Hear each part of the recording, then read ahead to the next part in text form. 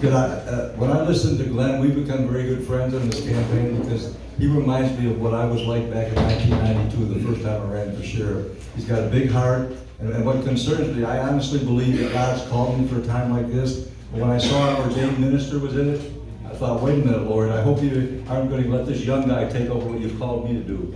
And I can answer I think I'll just try to answer the questions that you all rised up with. But first off, I'm a born-again Christian. I'm not an ordained minister, but I'm a born-again Christian, constitutionalist, conservative. And that's what you're going to get when you elect me as sheriff. I've been trying to become sheriff for over 30 years, actually 32. I started in 1992. Answering one question, which this young lady here that asked about how am I going to reach across the aisles, I'm going to be very transparent. The first time I ran for sheriff, I was a veteran of 18 years with Houston Police Department. I'm a SWAT team. I've been on a SWAT team for 17 years, and God used me to organize the domestic violence unit with the Houston Police. Even organizing that, they never had one. I realized that we still weren't doing enough, even though they probably had one of the best domestic violence units in the nation still to this day, and I'm proud that I helped organize it. But at that time, I felt that, what can I do? I went to Yolanda Navarro Flores, who was my daughter's fast-pitch softball coach. She was a lawyer. She was running as a Democrat for state legislature. She got elected. But when I was there, I'm thinking, if this woman, a softball coach, and probably not even a good lawyer, could run for legislative, what do you got to do to run for office? That was the same time Johnny Clevelandhagen was the sheriff, and he switched parties. He got elected as a Democrat, and then he switched parties because he knew the demographics had changed in Harris County, and he was right, because he ended up beating me in the general election. But I ran as a Democrat in 1992, and I won in a runoff. I got 38,000 votes against a woman. I won the runoff, and then I contested against Johnny Clevelandhagen. And that's why, young lady, and all of you, I know how to reach across aisles because I ran as a Democrat, and they called me a Republican. They knew I wasn't a Democrat, but the only time I ever got any help from any party was Billy Carr, who knew Bill Clinton personally, was the county chair, and she recognized that if this woman that was running that had no experience was to get elected, it'd be an embarrassment. And she actually beat me in the primary by 2,000 votes. I got 32 and she got 34,000. So Billy Carr came and met with me and said, we got to help you because we don't want to be embarrassed. So I did win the primary. I did win the runoff. So I believe I got 350,000 votes as a Democrat. And they knew I was a Republican because I had never voted in a Republican or a Democratic primary ever. I voted, the first person, this will show you my age. When I was old enough to vote, I voted for Richard Nixon for the first time. I was in the military. I was stationed in Washington, D.C., 1967 and 1969, Vietnam War era veteran. I never went to Vietnam, but I did bury a lot of veterans that came back because we did the ceremonies. My first police action was when Martin Luther King was killed. That's a part of my resume. I had, in the Army, we had a lot of crime control training, and they had to call us into Washington, D.C. because when Martin Luther King, he would have probably was already rolling over in his grave before he was even in the grave, because they had violent disturbances, which he said only a fool creates violence by trying to establish peace. That was a quote from him. Anyway, so they deployed us for over a month to where we had to help the Washington police stop the rioting in Washington, D.C. After that, I got the GI Bill. I went to college. I wanted to be a coach. And by the way, Glenn and I become friends. He's 6'10". I'm barely 6 foot. We both played college basketball. I was a forward in a guard's body. I was big and strong, and they always had me guard the big guy. So I always tell them, bring it on, Glenn, because I know I can box you out. But he and I become friends, and I'm going to tell you right now, I haven't said this anyplace else, but people have been telling me to say this. There's 4 candidates running for sheriff. There's only 2 of us that can be good sheriffs. That's Glenn, who is still a sheriff. Every time I ever ran, I was always working. What separates me from everybody else is I'm the only candidate that's ever worked for the Harris County Sheriff. And you guys can attest that. This lieutenant back there knows a sergeant, a friend of mine, David Hilborn, who I work for, and is heavily endorsing me in this campaign, because I'm the only one that can go in there and hit everything running. The illegal immigration problem, the crime problem, nobody's asked about the detention center. We have people in place now that I met when I was with the county to solve those problems immediately. Now, the other two candidates, Glenn, I couldn't be upset. I believe God's called me, and I got my prayer warrior back there, Donna Castor, that's here with me a lot, and we're a member of the Joshua generation. We got people praying for us all over the nation, all over the world, I believe, because the guy that organized Joshua generation is Jose Pasqua. I met on one of my campaigns in 1996, and he's been with me ever since. So we believe heavily in prayer.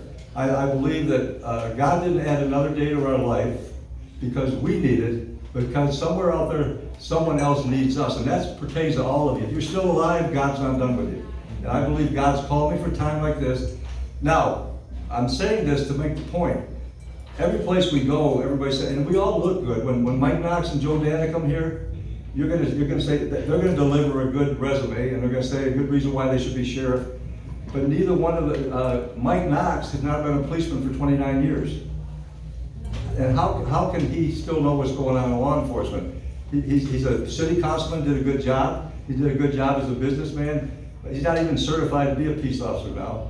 Joe Dana has been a reserve since, I think, 2012, when he had a controversial event with Precinct 1. I'll have you guys research that. So Glenn and I have become friends because we know the only ones that can solve the problems here in Harris County.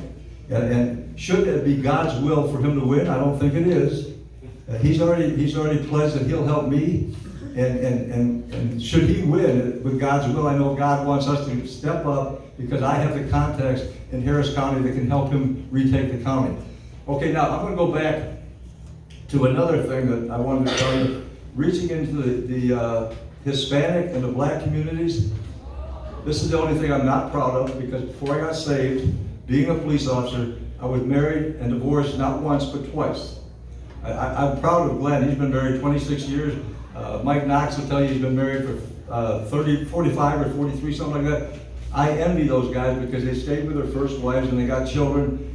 Glenn's got triplets, and that's awesome that he's ordained minister and an elder in his church. And I attend a church regularly, Gloria Dei Lutheran Church over on the south side of Nassau Bay.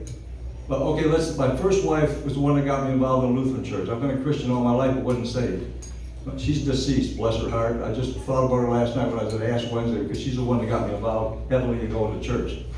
My second wife came to this country at 5 years old from Mexico, and she's still got her green card, never got her citizenship, but she works heavily in conservative groups over on the south side of Harris County, and she's endorsing me heavily and helping me. Now, you ought to vote for me just because I can get my ex-wife to help me. And secondly, she gets along with my current wife that I've been married to for 35 years. And I have 17 grandchildren, 7 children, and 3 great-grandchildren. And I'm proud of all of them. They're all doing well. And right now, I want you to know I let my grandson down, who's having a select baseball game tonight, to come to talk to you guys. So I'm really sacrificing. Wow. So anyways, to make my point, with these Hispanic women, my current wife is Chicano, and my ex-wife is from Mexico. Both of them speak Spanish. My one daughter from my second wife speaks Spanish and also has graduated from the Houston Police Academy for civilians, and she rides along with the Northeast Command on night shift translating because she loves law enforcement that much. She also manages a police softball team because I played police softball when I was growing up, or when she was growing up, and she went around and she wondered why isn't there any more police teams? She's got one of the best teams in the nation now that represents it. They just went to Las Vegas to represent the Houston Police in the Police World Series in Las Vegas. They came in, I think, 4th or 5th, but they did a good job. And I'm proud of her because this is my family. I got 2 sons, one here in Houston that's got 22 years on HPD. I got a son in Erie County, New York, where they took my kids back to New York and we got divorced. He's an Erie County sheriff. And now I'm going to answer one of the questions. What am I going to do about human trafficking? My son in New York is on a joint task force, FBI, ATF, and multiple agencies. And I'll give you one example of what separates me from the pack. my son was here. We went with his family, his whole family. He's got 4 daughters and a younger son. Can you imagine us going to the zoo with all those people? When anyways, we're at the zoo, I get a call from a pastor of a church I used to go to. He said, hey, look, I just got a call from a lady from New York City, and she's concerned because one of her family members says there's going to be a attack on a school, an active shooting attack, and there's some kid that's going to go over there and shoot up a school. She didn't know the name of the school, but she knew the town they were from. I told my son. He said, well, let me call one of my FBI agents in Buffalo from Houston. He called the FBI agent, got him on the phone. We found out where they found out within 4 hours where the school was and stopped the mass shooting. And so, anyways, to go back to my point, what I plan on doing here in Harris County, there's over 50 police agencies. I, as the leader of law enforcement in Harris County, I'm going to put together a joint task force from all the different agencies. I'm going to call all the administrators of every agency into I know I'm talking fast, Dan. Dan telling my campaign manager I talk too fast, but I only got so much time. So I'm going to bring a joint task force. We're going to have 50 to 100 people working human trafficking. And I'll finish with this thought. In my campaign, I've run across one woman, Robin Corey. Her daughter, Kristen Galvin, has been gone for 4 years from a human trafficking suspect. Early on, they arrested the guy and they rescued her. The guy's in jail now, but you know he's actually still working his human trafficking from the jail through his mother. He got 27 years, but he's still, and the little girl, because she's already been indoctrinated to get away from her family, she ran away again. Now remember, there's 2 human trafficking HCSO, and there's about 10 in HPD. This woman, along with a friend, Betty Simons, whose sister got killed by a human trafficker, she's a private investigator and a bounty hunter. I met both of them. They're working on my campaign. They, in the 4 years, have gone into all the areas where there be human trafficking victims, prostitutes and whatnot. They've rescued 28 juveniles and 35 adults. They've got them off the street and got them in the programs that will keep them away from the traffickers. Now, I can't say they've got any convictions, but they've done a lot better than law enforcement here at Harris County. I'm going to answer your question, young lady. You know the biggest budget I ever managed was my household budget. And I'm going to show you what a good manager I am. I let my wife handle it. I make the money and she pays the bills. My supervisor's administration experience or expertise was when I was in the military. I became a Sergeant E5. I was over a platoon in a 1st Battalion, 3rd Infantry in Washington, D.C., which was a member of a company, and I was in charge of that platoon of 10 people. So, but as a Houston police officer on the SWAT team, I became training coordinator, and I actually trained with the Fort Bragg Delta Force, which is a premier terrorist group in the Army at the time in the 80s when we didn't have any of this terrorist attacks. And we went over to Fort Bragg and trained with them. We brought them back here. I set up training missions for them. We became the hostages and the hostage negotiators, and they rescued the hostages through us. We acted for them. So that's the experience that I had in dealing with terrorists. And the last thing I'll remind you, if you want to worry about human trafficking, in Splendora and one other area in Harris County, there's 75,000 to 100 illegal immigrants building houses and starting communities. But this is what alarmed me the most. 45 nations are represented there. And I'll guarantee you, through my training on the SWAT team, in those 45 nations, there's a number of terrorist cells that are there. They're hiding, asking for political asylum. And look out, because we all have to pray that this won't happen. I believe when I get elected that we can do something to stop it. But they're planning something worse than what happened in Israel back in October. And they're gonna go and find families like yours that are they're cowards. They're gonna find people that aren't armed. They're gonna go in there and rape and kill the families, rape the daughters, cut their heads off, all that. So you have to have someone with me with my extensive experience. But I do want you to know that Glenn Cowan is capable also. These other 2 guys, they don't have the ability to do this. So when people say you got 4 good candidates, they look good, but they don't have the experience, or one hasn't been a policeman for 29 years. Joe Dana, his experience was with Constable Precinct 1, and now he's serving as a reserve. And I actually, through domestic violence, this will be the last thing I say. I'm going to tell you one other thing. I'm going to go spiritual. I'm not going to give an altar call, but I'm going to give you one scripture. funds have you raised in your campaign? Huh? How much money do you have in your campaign so far? Let me see, my campaigns, well, let me start with, over the 32 years, I've spent over $100,000 of my own money. Oh, I understand So, that. that's the one argument that everybody says. There's two things against me. I'll show you the negative things. Everybody says I'm too old. Well, I'm gonna tell you, Donald Trump is a year and 1 month older than I am. If Donald Trump can do his job as president, I can do the job here.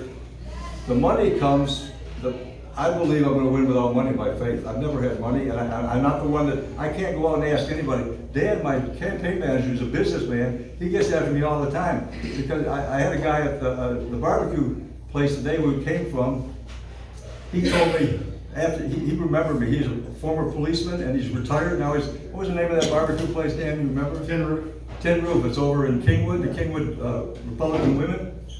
And by the time we got through talking, he said, well, how do I give you a campaign donation? I said, well, you can give me a check or not. You know what he told me? Well, I got to check with my wife first. I don't blame him for that. But that's the best I'll do. But I'll believe that once we win, there's going to be money coming from all over the place. Because you want to know what? My agenda as sheriff, where Glenn keeps mentioning this guy that's going to run against Kim Otter. She's not going to win. Don Simon, I've already talked to, that our candidate is unopposed, and he and I agree on everything. And I believe that my candidacy and my experience and the fact that I actually ran as a Democrat, I know how to get in all the Democratic and Hispanic churches and talk to those people to turn them around. And then we may not need any money. God's told me I'm in charge. I don't need money to win this election. That would be a great honor for me to win with no money. I wish I could get money, but I don't have any. So I'm sorry. If you think I need money to win, I'm telling you, I don't need money to win. I need people like Donna Castro, Joshua Generation, Dan Cobb, and all these people that'll pray, not just for me, but to pray that we get all godly leaders in office. That's how we got Cypress. I'm gonna wrap it up. Okay, I'm gonna wrap it up with this. I'm gonna go back to Solomon, the wisest man that ever lived. This is what I'm asking all of you, because I feel that all of you are faithful people. Trust in the Lord with all your heart. Lean not on your own understanding. In all your ways acknowledge Him, and then He'll direct your paths on what to do. And I believe that He's going to direct your paths to elect me sheriff. But now, because Glenn Collins is there, I'm not sure. Because he's an ordained minister, he's a good guy, and should he win, I'll help him take back the sheriff's race. Is there any questions? Yeah, I've got a question. I believe in conversion. You said you ran as a Democrat, but Yes. you also said that you were a constitutional conservative. There's got to be a conversion story in there somewhere to get from running Democrat. Yes, thank you. Let us know that story. And I'll tell all of you as Christians, this is how I witness to people. I witness to people all the time. I was a Christian from birth because I went to church and I learned that Jesus loves me. This I know, but I was in a dysfunctioning family with my parents that fought. So that's why I have a big heart for the kids that are in these environments. So I'm teaching Sunday school in a Lutheran church. I'm not condemning Lutherans, because a lot of Lutherans are saved, but I wasn't saved. So the conversion came in 1994 in September when I was riding along on Franklin Road, and I'm crying out to God. God, there's got to be something I can do to help these victims, because they're all turning, when we file charges, then they don't want to follow through, and we have a hard time having them testify. What happens, I look to my right, and there's a God Listens bumper sticker, right when I'm praying. And then shortly thereafter, there was a public service announcement, come to Second Baptist Church, Ed Young's church. Now I'm a Lutheran, but I want to learn how to witness to people without offending them. And by God, I learned a great lesson there, because I've witnessed to thousands of people since then. Once I was there learning, I realized I never surrendered my life myself. And now I'll tell you what the conversion was.